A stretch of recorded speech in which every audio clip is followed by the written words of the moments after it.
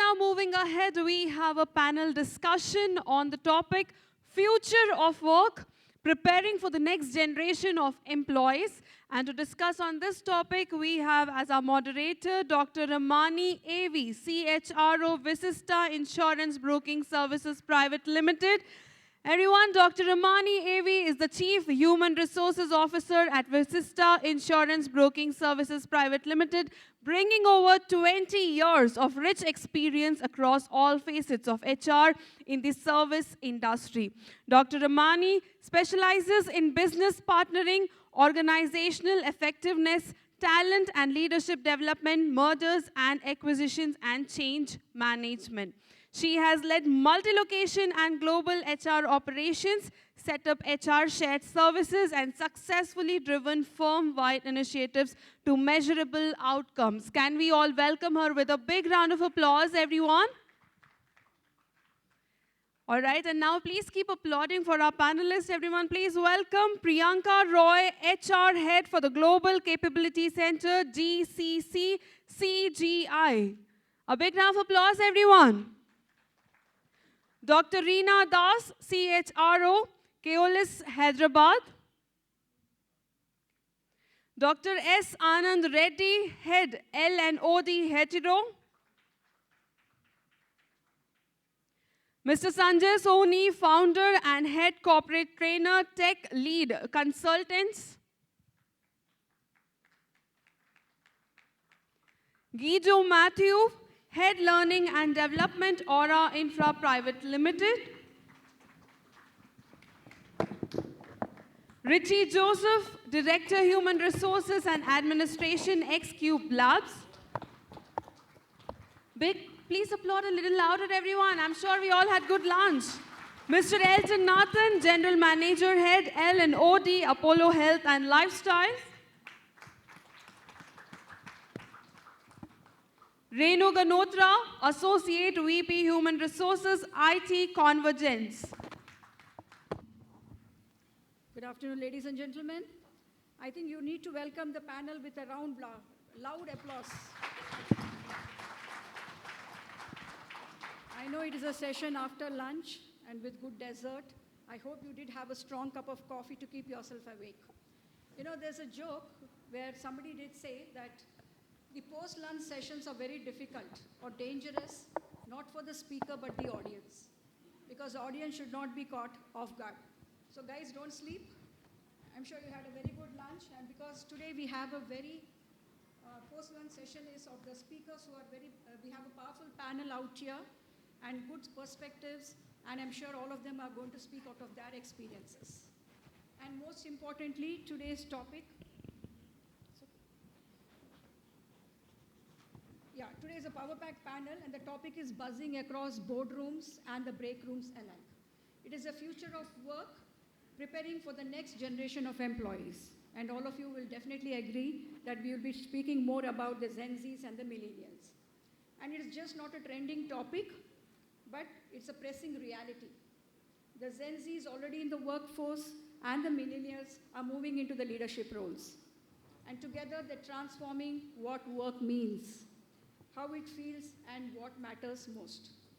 This generation is looking for purpose over perks, feedback over formality, culture over cubicles, and as HR leaders, we need to rethink, redesign, and realign our strategies, not for tomorrow, but for today. So to help us unpack all this, we have an amazing panel with us of experienced leaders and bringing their own lens and lived experiences to share with us. So I'm sure all of you are truly excited to learn from this diverse group of leaders today. So let's get into the conversation. To begin with, we are going to touch on something which is often called the soul of the organization, that is culture. For years, culture was seen as something intangible, a blend of values, official office rituals, and maybe the color of the wall. But the Gen Zs and the millennials are now forming a majority of workforce, so culture has become a deal breaker, an often deciding factor whether they want to join, stay, or leave an organization. A recent Deloitte survey found that 65% of the Gen Z employees say that they leave a job if the company's values do not align with their own. And this is a significant shift. So, coming to Elton. Yes, that's me. So how are organizations reimagining culture to truly connect with the generation's expectation and what actually is working on the ground? All right, so first of all, thank you everyone for being here present and for being such a lovely audience here. I'm getting a call from my boss. I won't take it right now. Please don't tell him. All right. But yeah, let's start off. It's post-lunch, so I'm going to play a game with all of you all. Is that all right? Yeah, great. So I'm going to be giving you some statements, okay? And there's no silence, no overthinking. You need to choose between the two options. All right, you have to shout out the answer, please. All right? I'll say the new generation wants, and then I'll give you the options. You choose it and you shout it out. Is that okay? Yeah. Great? Okay, I think we've already made you all fall asleep. Everyone okay? Yeah. All right, great. So the new generation wants clarity or freedom? Freedom. Okay, great. Clarity and freedom. Okay, great. The new generation wants a promotion or purpose? Purpose. Okay. The new generation wants feedback once a year or feedback in the moment? All right. Do they want a career path or a portfolio of possibilities? Portfolio of possibilities. Thanks a lot for the awesome participation. A huge round of applause for all of you. Great. All right. Now let me ask you a question. Are we building cultures that give them what you know that they want? Or are we still designing for a generation that's already moved on? We managed multiple value systems, right? But our cultures are designed just for one. Now let me tell you a very true story. A Gen Z was interning with us a while ago, and on day 7 of onboarding, she comes to me and she says, hi sir, do people usually stay back here late, or is it okay if I leave on time? Now, she wasn't trying to escape work. She was not trying to be difficult. In fact, she just wanted to understand how things really work. What's the culture in the organization? That's not written in the handbook that we give out. And that's when it hit me. Today's employee don't ask for a policy. They scan for culture in every interaction. So are we rethinking culture at our organizations, and are we thinking it beyond? And so for that, I would say there are 3 C's that I would actually take an approach with. One is make culture consistent. It should not be flashy. It should be real. And a Gallup study, in fact, found that 12% of employees feel onboarding reflects company culture. So ask your employees, does what we said in the interview match with what you felt during the first 30 days? That's a great point to think. The next point is make culture clear. Clarity builds trust, and trust drives retention, right? So according to PwC, high trust cultures see at least 76% higher engagement. So cut the noise, cut the shift to a simpler, sharper storytelling kind of thing, and in everything have leadership communication. And finally, make culture co-owned. Here's the stat again. 77% of Gen Z value purpose over pay. That's a Deloitte 2024 report. And we create spaces where young employees shape how we work, collaborate, and serve. So it's no longer about buy-in. It's about belonging from the start. So 3 C's, like I mentioned, make culture consistent, make culture clear, and make culture co-owned. That's my take. Wonderful. That was really to the point. And I'm sure we look at Gen Z, they want everything to have clarity, purpose, feedback, possibility, and the culture consistent, clear, and the 3rd C, right? That's wonderful, Elton. Now let's move from culture to people who shape it every day. And they are the leaders. If there is one thing we know about Gen Z and the millennials, it is that they do not just follow authority, but they follow authenticity. Authenticity is very important for them. And this generation is looking for leaders who are transparent, purpose-driven, and deal with empathy. They're just not taskmasters with targets. In fact, according to a Gallup study, 71% of the millennials say they're more engaged at work when they believe their leaders care about their development and well-being. So the question is not just how do we manage them, It's how do we inspire and empower them? Renu, over to you. If you're in your experience, what leadership qualities are truly effective when it comes to managing young, purpose-driven employees? And are we seeing a shift in the kind of leadership they're willing to follow? Thank you, Ramani. So what I would say, I can see there's a lot of shift in the leadership as well.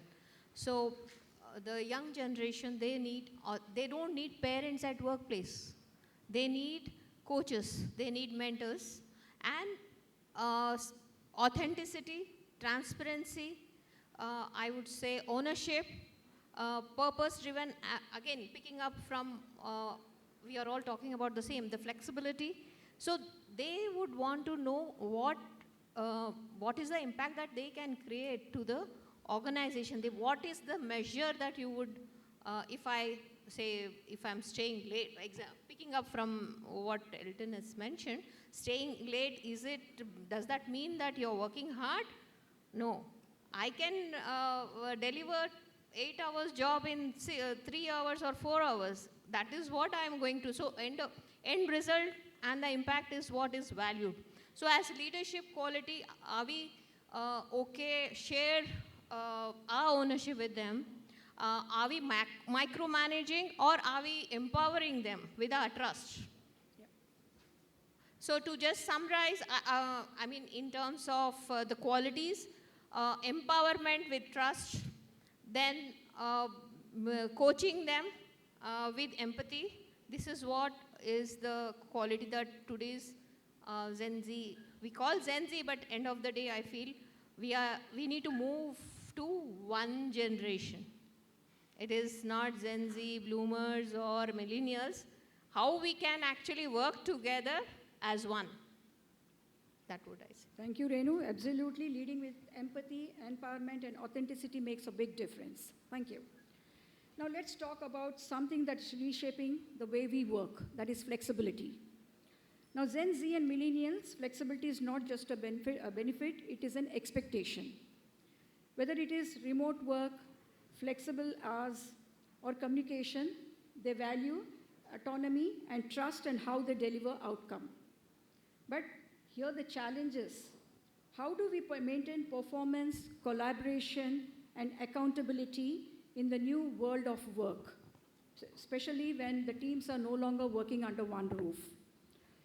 In a recent Microsoft Work Trend Index, it is found that 50% of the hybrid employees feel more productive, but managers struggle to measure performance without consent because there's no visibility.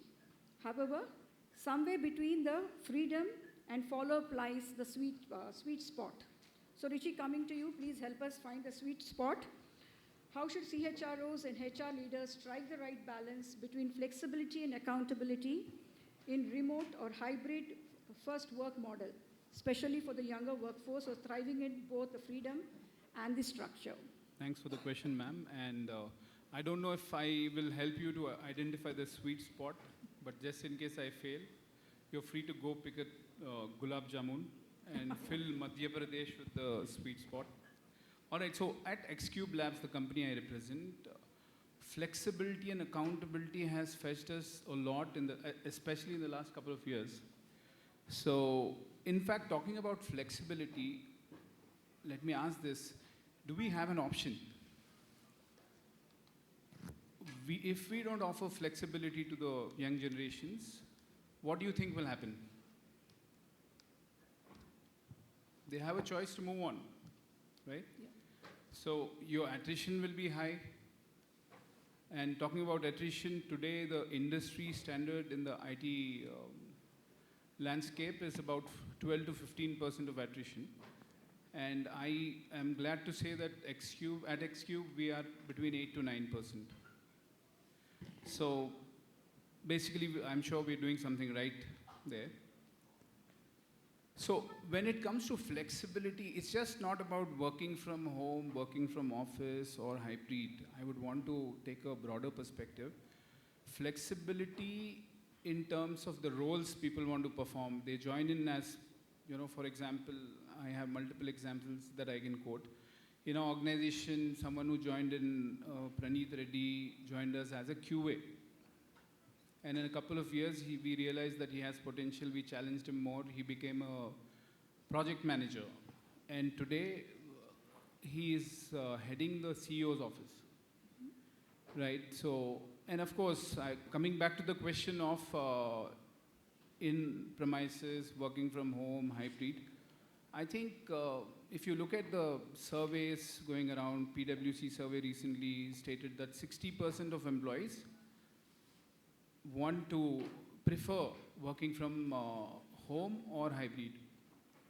So with that, see, flexibility without accountability to me is suicide, right? So there's no way then you give them flexibility provided you have them accountable for outcomes. So again, talking about sweet spot, we have coined a term called OCD. Anybody OCD in the room? So OCD stands for, O stands for outcome focus. So while we give tasks, we don't micromanage. We are looking at the outcome that employees are able to generate. And C stands for core collaborating week. So in a month, we attempted 15 days work from home, 8 days work from home, nothing was working. Then we realized, we heard the employees tell us that they live in different states now, different cities.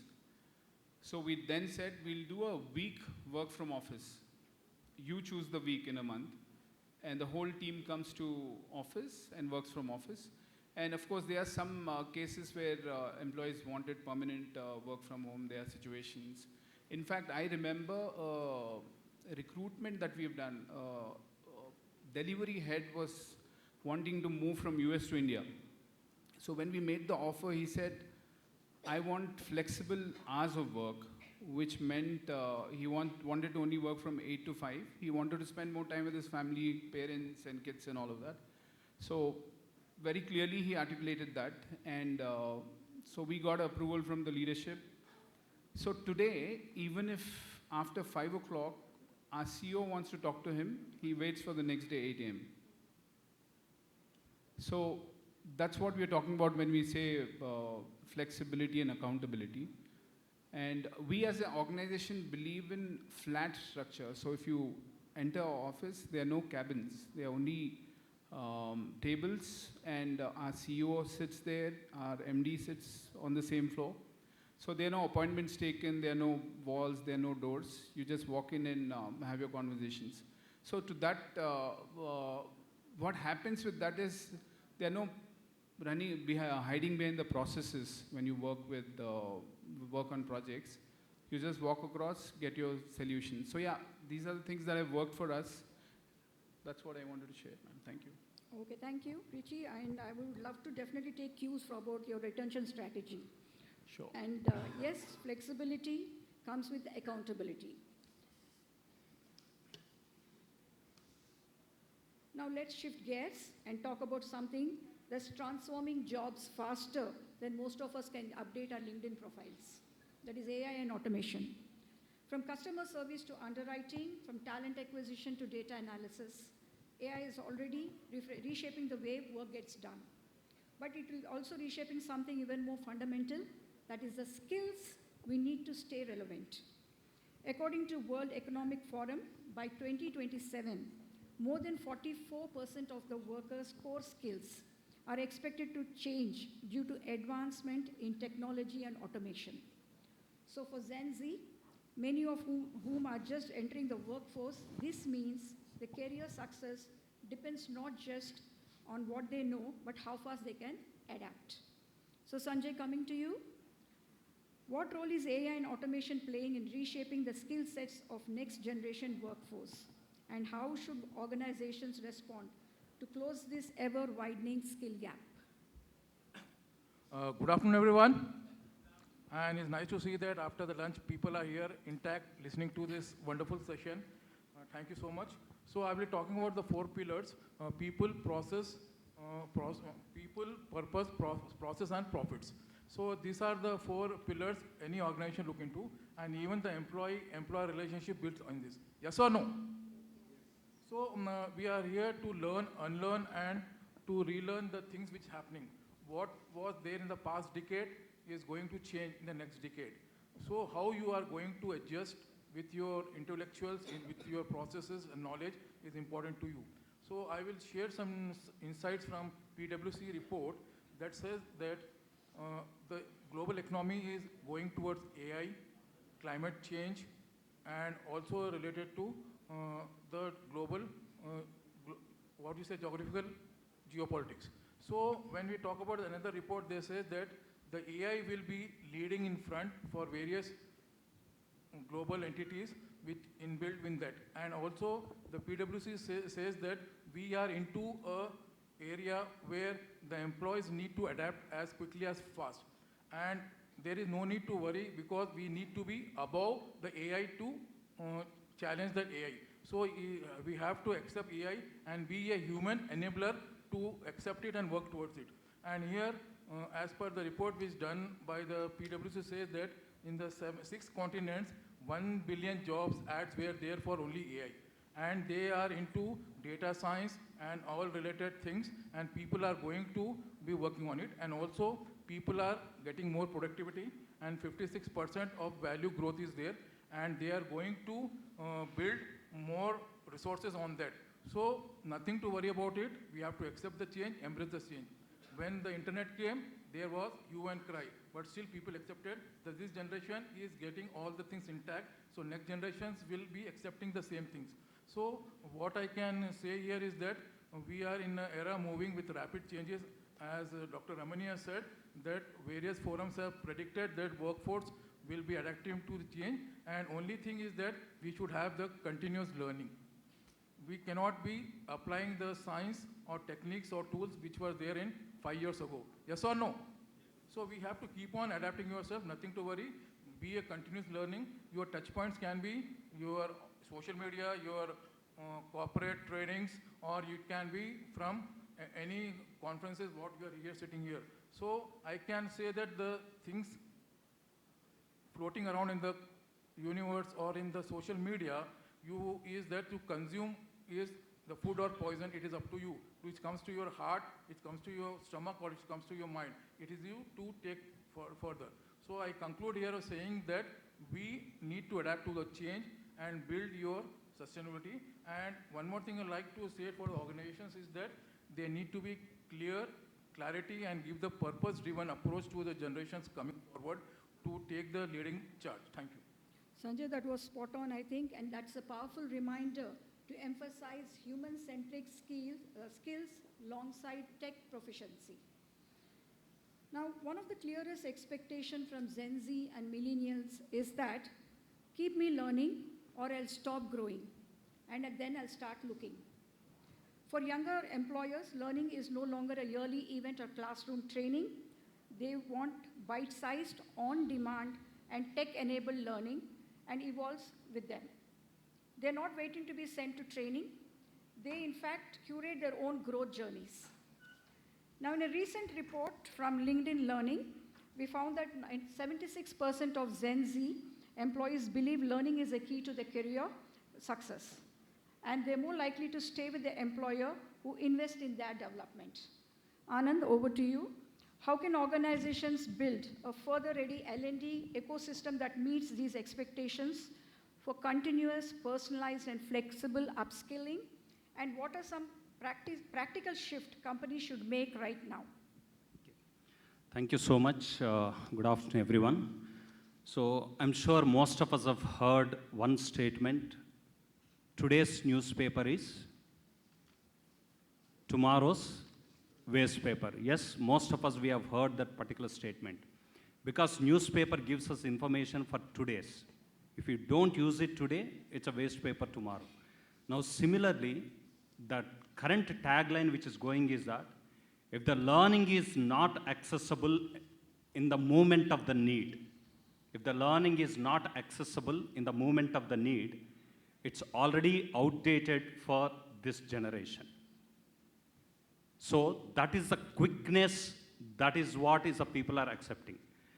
Now, if you look at, as rightly said, 79% of the Gen Z people, probably they are openly saying, if the learning opportunities are not given to us, we don't mind shifting the jobs. Because that is one of the strongest point that they are working on, because learning is one key thing. Now, second, when do they want to learn? 85% of the people are saying they want to update or get engaged in a weekly based learning. So that means knowledge lifespan is almost, it has come down to a week. Every week they want to get updated. Now, 94% of the people, again, they are saying, now this learning, we want to be having it on the job. It's not like you go and learn outside in learning centers. It's on the job learning that they wanted. Now, the most important point here people are speaking about, very interesting. Now, how is this learning needs to be imparted to them? Now, if you look at this younger generation, they prefer autonomy. They want to be very autonomous. Now, they also want to own their own growth. It's no more responsibility of the leaders to look after their growth. It is an individual's growth journey that they want to own. So when they want to own their own growth journey, so what is the kind of learning that they want to have? It is that, exactly you rightly, on the point you said, it's all the learnings, whatever I need. Now, how do I want these learnings? Point number one, it's a bite-sized learnings. So people are preferring, it's a bite-sized learnings. At the same time, mobile-friendly learnings. It's not just about sitting in the classroom and learning. And when I speak about bite-sized, and also we have discussed about, the short span of, lifespan of a knowledge. I'm sure pre-lunch, I think Terasek, they have shown, if you are taking maybe 1 week or 3 days time to develop one module, probably they have done it in 3 minutes time. So that's a kind of quickness they are having. And probably most of our children, you would have seen their finger keep on rolling it. It's like a swiping for reels, no more YouTube videos. That's a kind of bite size they're looking at. It's a fraction of seconds, not minutes.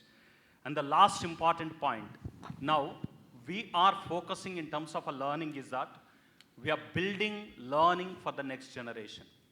But today, as you asked, what is the advice for the corporates?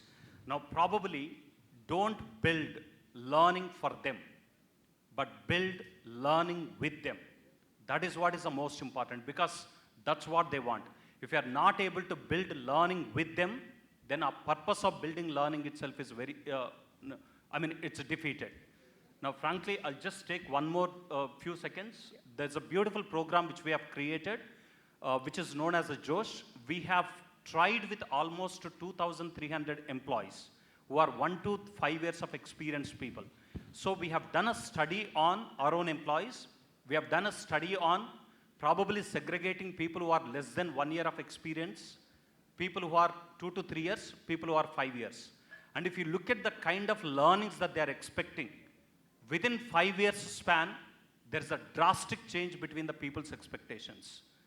Now, which means, now whatever they want, what kind of learnings that they want, now when we are interacting with them, we are coming it to know, we are knowing it, what exactly they want, and then we are building the systems. And this particular, the statement which I made, don't build learning for them, but build with them. Now that's working very beautifully for us. I think that's really spot on. And Josh, is it an acronym, or can you just, how's the Josh? How is the Josh? Yeah. So that's what we should ask everybody. So in fact, we have coined it with a beautiful term, which we made it. Now, joyfully owned, successful heroes. Wonderful. So that is what I have made it. Good. So I think I should ask the audience, how is the Josh? Can't hear you.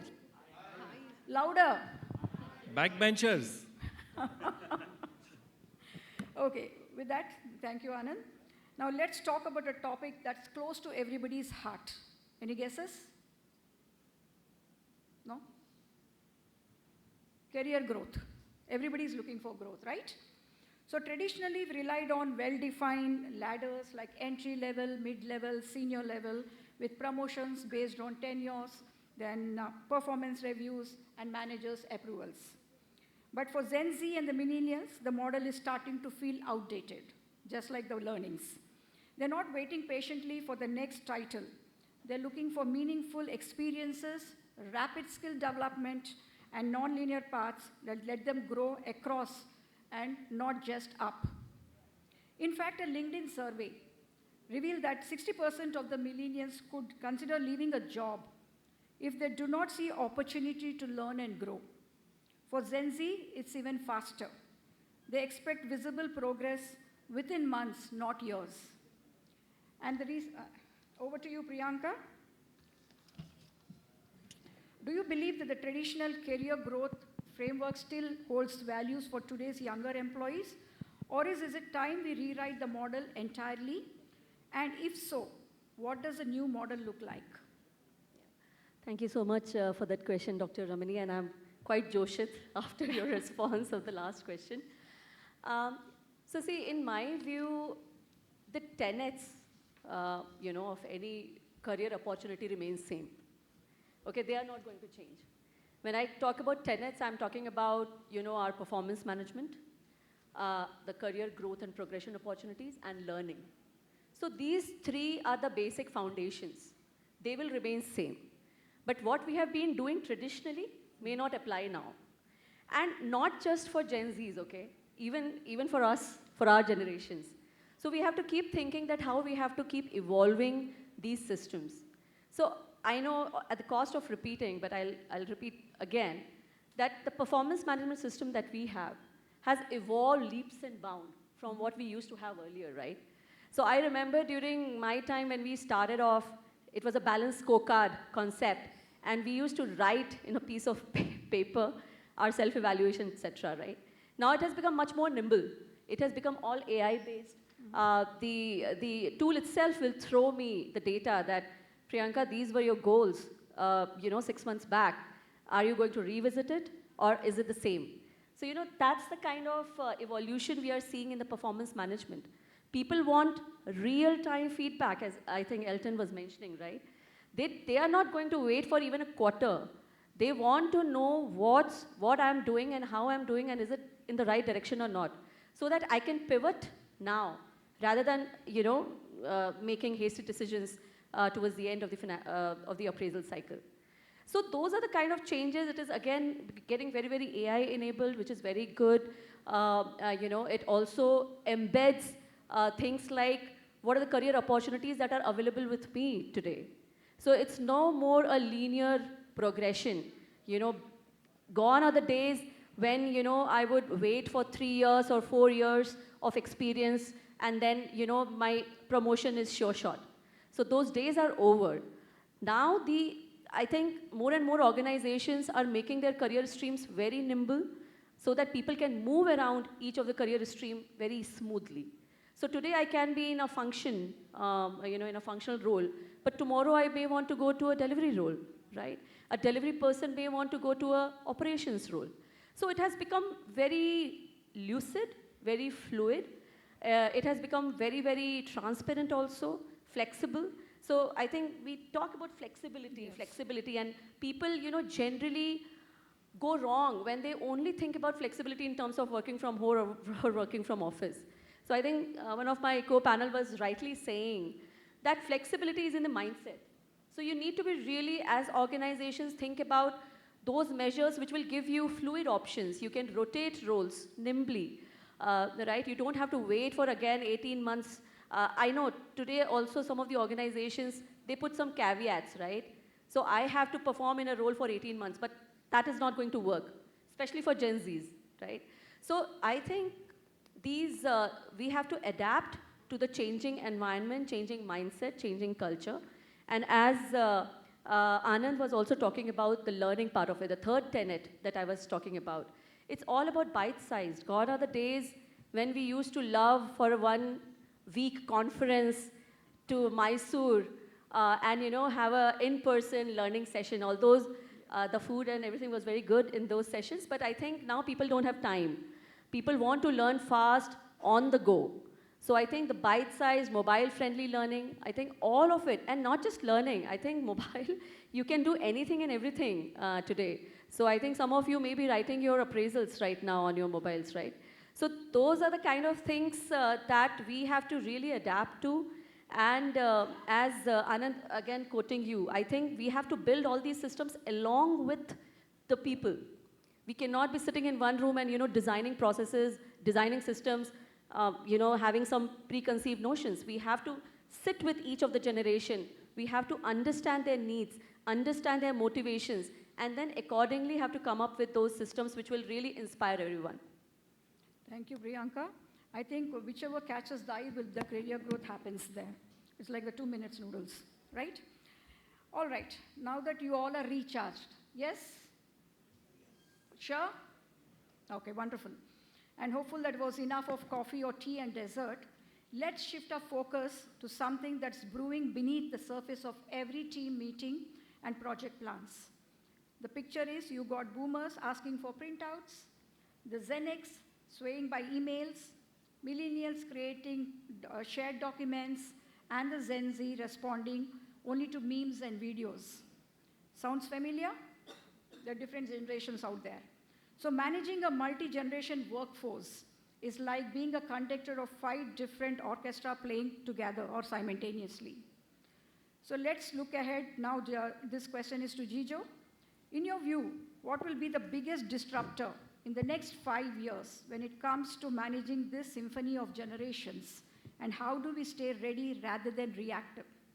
Thank you for a lovely question. Before I answer the question, there's a trainer in me as a L&D guy which always wants people to work, right? And I want all of you to just pull out your mobile. And it's a lovely word I want to teach you. A very fantastic word, okay? And the spelling goes like this, L-U-D-D-I-T. Just take a paper and write down the meaning. Don't disclose it to anyone. L-U-D-D-I-T. Okay, how do you pronounce it? It's up to you. Should I spell the word again? L-U-D-D-I-T-E. Okay? Don't disclose the meaning to anyone sitting beside you. Keep it to yourself, and I'll come back to you this later. And as I said, there's a trainer in me as an L&D guy which always wants to teach you something, and I'll answer your question now. Okay. And I'll give you 2 stories, and the protagonist of the story, it's for you to guess. The first story, this guy goes to the reporting manager and says, Sir, maza nahi aa raha, I want to quit. It happens with many of you. Maza nahi aa raha, I want to quit. And the boss says, why there is no maza in your job? What do you feel there is missing? And he could not answer what is maza. As per Harvard Business Review, satisfaction to work comes in 3 parameters. 1, achievement. 2nd, recognition. And 3rd is joy. Joy is very subjective. Joy is very subjective. And 26 hours of your week, you're exploring joy. Okay, 26 hours of your week, you're exploring joy. You could be jogging, you could be running, you could be doing anything, just exploring joy. Now, coming back to the story, he says, what do you want to do? He said, I want to quit and I want to move to the new organization. Do you have something in hand? No, I'll explore. So he says, maza nahi aa raha, ek kaam karo, take a home loan, take a vehicle loan, kaam mein maza aayega. Okay, second story. The same guy goes to the manager and says, Sir, I want to learn from you. You have excellent negotiation skills. You have excellent way of teaching and mentoring, rather coaching, and I've heard a lot of stories about you from the ex-people who are working in the organization. He says, what do you want to learn? And he gives the wish list. Now, ladies and gentlemen, which of the stories do you want to be a part of? And that brings me to the answer of these questions. The 3 things, disruption, culture, multi-generation, I've got 4 answers for you. How you take it, it's up to you. First thing, leadership. Gen Zs want someone who can handhold them, coach them, and take them to the next level. The Gen X or the millennials, they have their own time to resolve a question or a problem. Second, the biggest disruptor, and mind you, we are all facing it, would be AI. I'm a part of it. And as we speak, there's something called Edge AI coming in. Any IT folks out here who can teach me what is Edge AI, I would love to have a coffee with him or her just to learn what is Edge AI. And then the second part is decision making. Gen Zs want quick decisions. They will not sit around and then probably look at you and say, boss, ye mere chat GPT I put in and this is the answer you've got. Right? Fourth, your culture. What kind of a culture you want to bring in? Sit across the table and understand how we can resolve our issues. Fourth, not the least, DEI. Everyone is talking about that. And let's try to face it that it's going to be there and it's going to happen. Now, coming back to my question, what is the meaning of LUDDIT? A person who oppresses technology. Let's not be LUDDIT. Let's embrace it. Thank you, ma'am. Wonderful. Did you get that answer for LUDDIT? No? Yeah? Okay. So thank you, Gijo, for that. It's a proactive and much needed perspective. Now, thank you all for your valuable insights so far. And this conversation has been rich and full of perspectives. Now we move into what I like to call the common ground. And that's the common round ground, a rapid fire segment where we hear diverse viewpoints and shared high impact questions. Now these themes are cut across industries and generations, and your answers, the panelists, will give us a 360 degrees view on what the future of work really needs to look like or be like. So let us keep this punchy, reflective, and feel free to bring in examples, analogies, and also a bold piece of advice. So this is going to be a rapid fire round. So I want you all, and there's a paucity of time, so be quick. One word, one advice is good, I suppose. So the first question, we can start with Elton, and others can add to it. If you have been given one piece of advice to companies to prepare for Gen Z, majority workforce, what would it be? I would say move from pizza parties to engagement, and engagement would be energy plus purpose plus progress. Wonderful. So no more pizza parties, all of you. Next. Yeah, I think they are looking for mentors, not parents at workplace. I think quick feedback on how to resolve issues. Okay. Reinvent themselves and clarity in their approach to the employees. Okay, wonderful. Create a workplace where every voice matters, planet matters, and the future matters because they believe in it. I think two things for me: be authentic in what you're doing, and quick decision making. Okay. I think that's really, really important, not just for Gen Zs, but for the entire workforce. You're right. Yes, Renu. I would say reverse mentoring. We should learn from them. Wonderful. I think we should have had some on the panel also, right? Okay. I'm being asked to wind up so quickly. What is a brilliant session. Thank you all the panelists for such insights, practical advice, and candid reflections. We heard today that the future of work is not something to wait for. It is something we are more actively co-creating. Thank you for being a wonderful audience. And to our panelists, thank you for making this session not just insightful, but very truly inspirational. So wishing you all a future-ready, purpose-driven journey ahead. Thank you. I know that the time is up, but yeah. I have an activity for all of you all before we all finish, if that's okay. And I know it will not take much more time, but I'd like you all to basically close your eyes now, and not to sleep after lunch, but just close your eyes. What if they fall asleep? It's okay. That's why don't worry, I'll be talking behind, and this voice doesn't keep anyone sleeping. So close your eyes, everyone. And let's do something really small and real. About 15 seconds. Sit back, relax your shoulders. Now take one deep breath and hold your breath.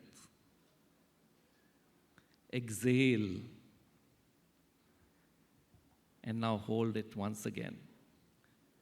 Well, a lot of you know that's box breathing, and I'm not going to do the whole 15 minutes or 10 minutes or 5 minutes with you. But if that one breath felt unfamiliar to you, or uncomfortable, or it felt like a luxury to you, that's your first wellness metric. So I think for the next future of work, make this something which is going to go a long way and ensure that you engage everyone and make it comfortable for everyone. Thank you. Thank you. A round of applause for a wonderful panelist. Thank you, everybody. Thank you, ma'am. I request all of you to please stay while we would like to felicitate you all. And to do so, I request Mr. Suresh Kumar DN, CEO for Tesseract Learning, to please come upon the stage and felicitate our moderator and panelists present on the stage. Everyone, please give them a big round of applause. So please felicitate our moderator, Dr. Ramani.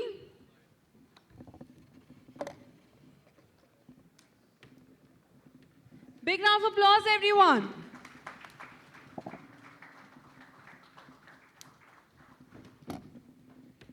Priyanka Roy.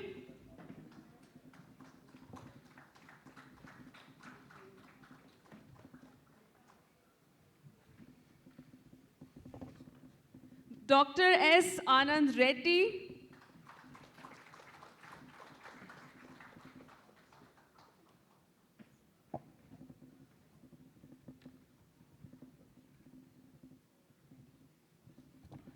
Mr. Sanjay Sohni.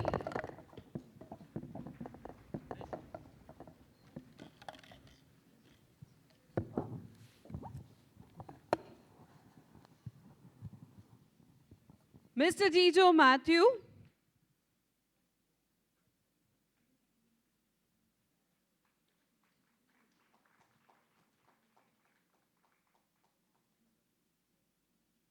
Richie Joseph.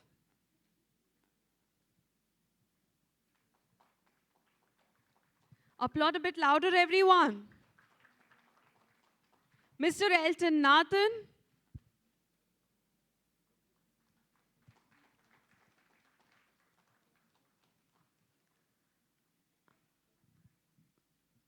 And Renu Ganotra.